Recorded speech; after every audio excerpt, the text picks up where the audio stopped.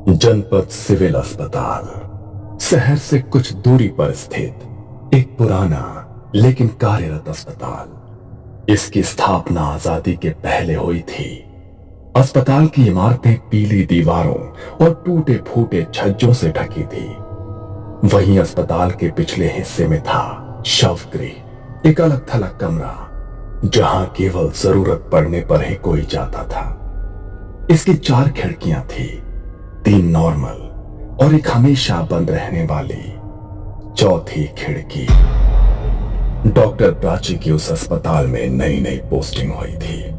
उम्र लगभग 32 वर्ष। हाल ही में मेडिकल कॉलेज से फॉरेंसिक स्पेशलिस्ट के रूप में पोस्टिंग हुई थी। दृढ़ आत्मविश्वासी, लेकिन पहली बार शवगृह में नियुक्ति से अंदर ही अंदर घबराई हुई थी। उसने अब तक सब कुछ किताबों में पढ़ा था। असली लाशों से कभी पाला नहीं पड़ा था। उसकी पहली मुलाकात हुई रघु से, जो पिछले 30 सालों से शवगृह का सहायक था। सफेद झटबाल, झुकी हुई कमर, लेकिन चेहरे पर हमेशा चेतावनी भरी गंभीरता। उसका शरीर कमजोर था, पर आंखों में अनुभव की गहराई थी। शवगृह में सब कुछ उसी की मर्जी से होता था। वहां एक और व्यक्ति था, अजय, वार्ड बॉय, लापरवाह लेकिन कामकाज में तेज। कभी कभी नियम तोड़ देता था, लेकिन नर्सों के बीच काफी लोकप्रिय था। उसका व्यवहार हल्का फुल्का था, लेकिन कई बार जरूरत से ज्यादा उत्साही हो जाता था। अस्पताल का संचालन करते थे डीन घोष, सिविल अस्पताल के प्रमुख। उम्र 60 के पार, सख्त प्रशासक, लेकिन अंदर से संवेदनशील। पुराने जमाने की बातों को गंभीरता से लेते थे। वो खुद मानते थे कि कुछ चीजें तर्क से परे होती हैं। रात की ड्यूटी की जिम्मेदारी निभाती थी नर्स कविता, सीनियर नर्स, तेज और सतर्क, हर छोटी बात नोटिस करती। पर शवगृह के पास ज्यादा देर रुकना उसे भी पसंद नहीं था। उसने कई बार अजीब घटनाएं होते देखी थी, पर कभी भी खुलकर नहीं बोली। डॉक्टर प्राची शर्मा को जब इस शवगृह में ड्यूटी के लिए भेजा गया, तो उसने सोचा कि यह बस एक सरकारी जॉब है। दिन में लाशें देखो, रिपोर्ट बनाओ और शाम को घर लौट जाओ। लेकिन जैसे ही वो पहली बार शवगृह के अंदर पहुंची, रघु ने उसे रोकते हुए कहा, मैडम, बाकी 3 खिड़कियां आप खोलिए, पर चौथी खिड़की को कभी छूना मत। क्यों? वहां भूत रहता है क्या? यहाँ जो आता है वो हंसता है, फिर एक दिन चुपचाप चला जाता है। प्राची ने उसे हल्के में लिया, लेकिन ये शुरुआत थी उस डरावनी कहानी की जो धीरे धीरे उसका हिस्सा बनने वाली थी। 6 साल पहले इसी अस्पताल में एक और डॉक्टर काम करते थे, डॉक्टर जोशी।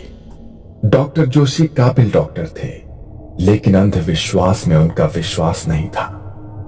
एक रात ड्यूटी के दौरान उन्होंने सिगरेट पीने के लिए चौथी खिड़की खोल दी थी, लेकिन नर्स कविता वो वहां से गुजर रही थी। तब उसने वो दृश्य देखा था। वो खिड़की खोलते ही जैसे कुछ धुआं सा अंदर आया, और डॉक्टर जोशी वहीं शौक में खड़े थे। उनके चेहरे पर ऐसा डर था जैसे वो कुछ देख रहे हों जो वहां था ही नहीं। कविता थोड़ी देर के लिए वहां से गई थी, लेकिन जब लौटी तो उसने डॉक्टर जोशी को अजीब अवस्था में देखा। उनकी आंखें खुली थी, चेहरा पसीने से भीगा था, और एकटक उसी खिड़की को घूर रहे थे। उस हादसे के बाद डॉक्टर जोशी ने किसी से कुछ नहीं कहा, लेकिन वो अंदर से बदल गए थे।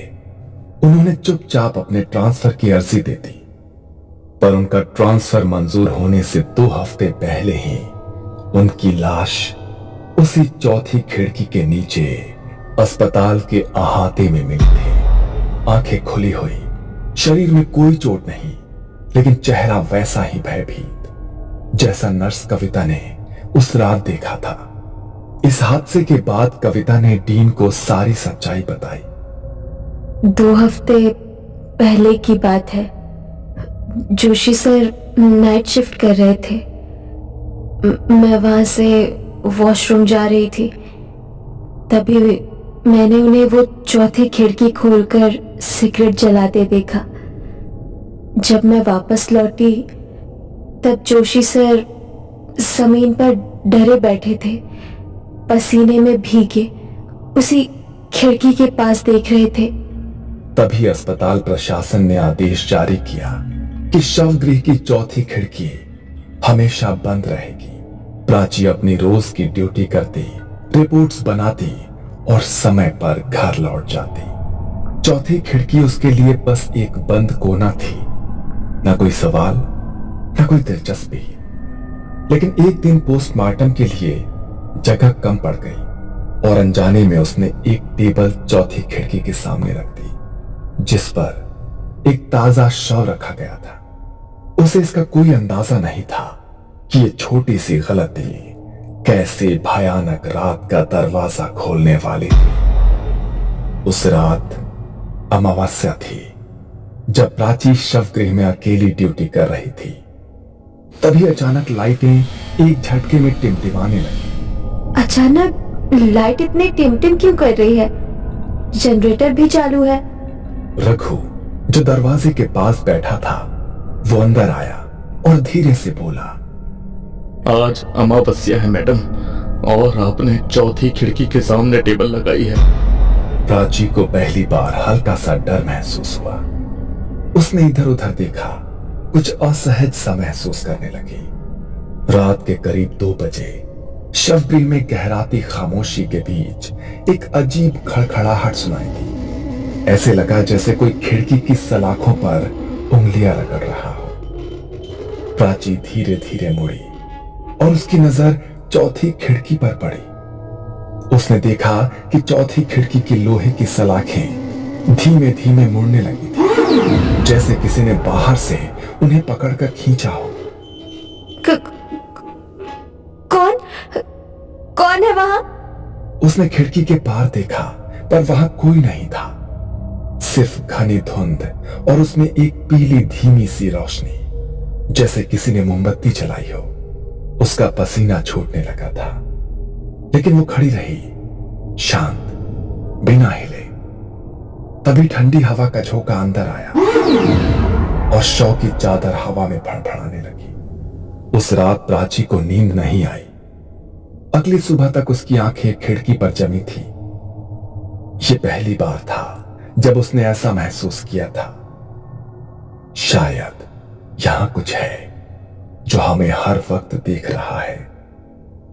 अगले दिन प्राची के मन में सवालों की बाढ़ आ गई। उसने सबसे पहले रघु को पास बुलाया।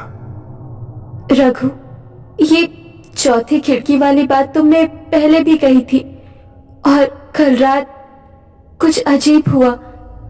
क्या तुम सच में कुछ जानते हो?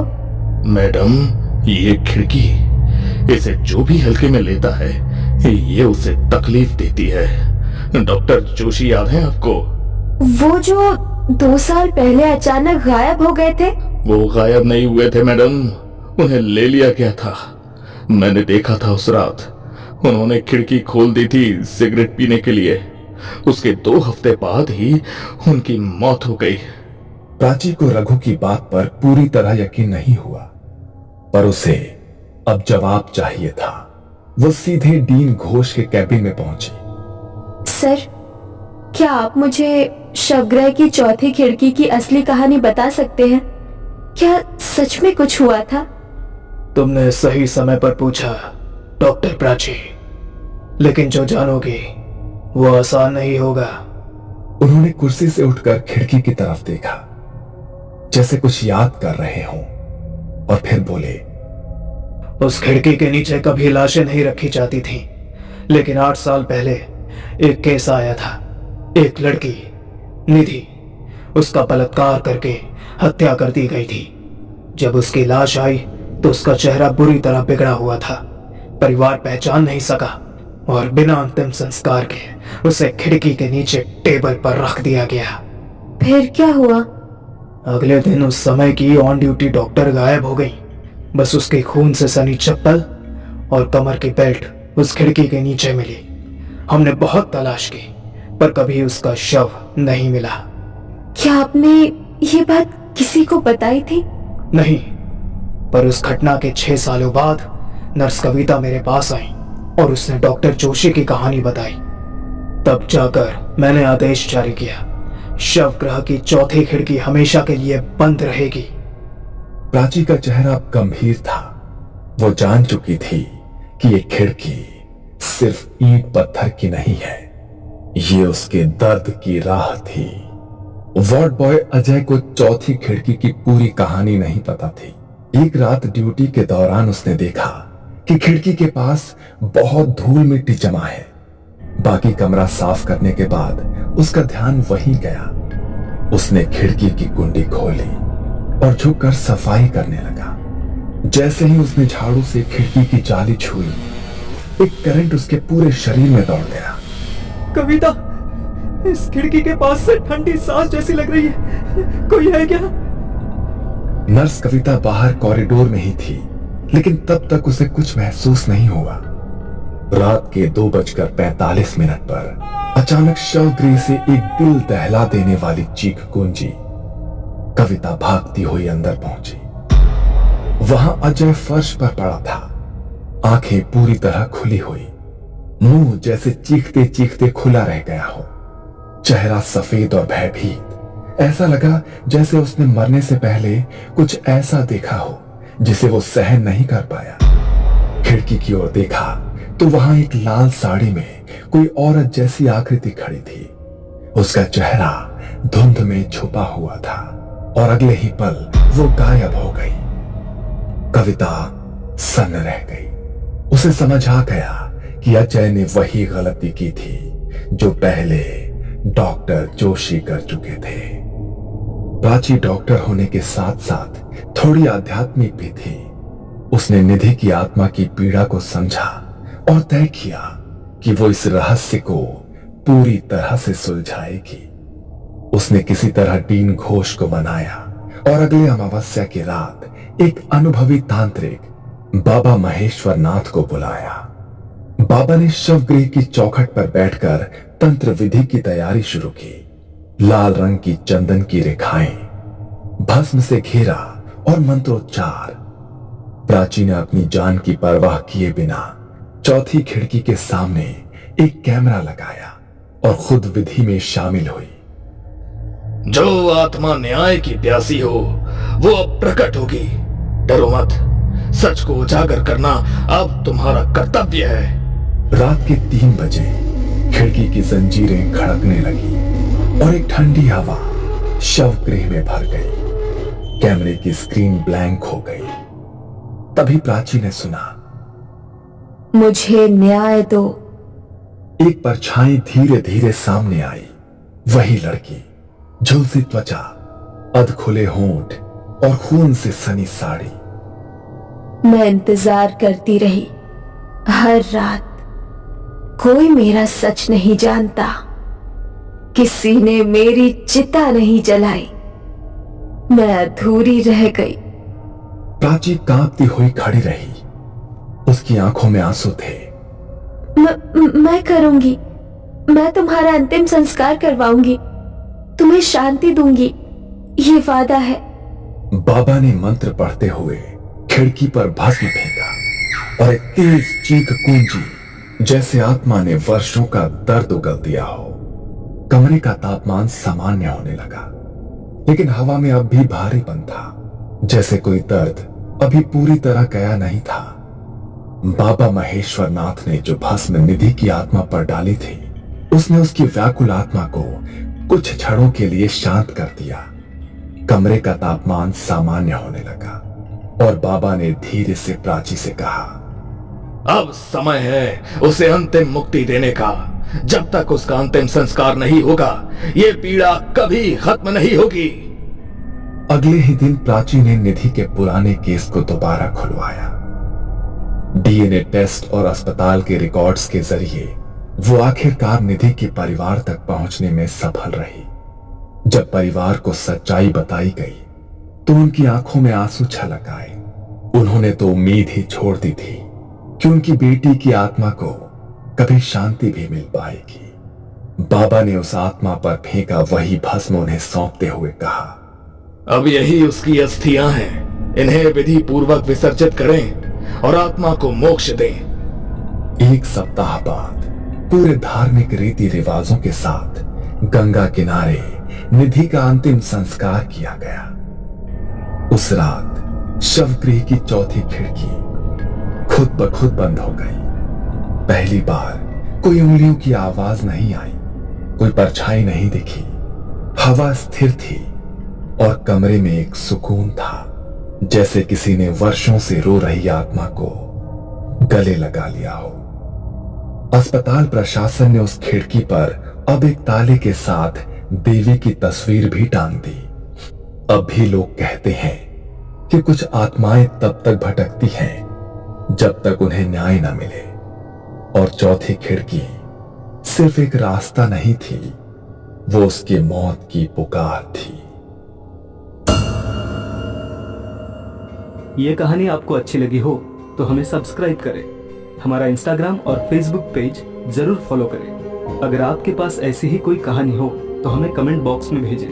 हम कोशिश करेंगे कि अगली एनिमेटेड स्टोरी आपकी होगी।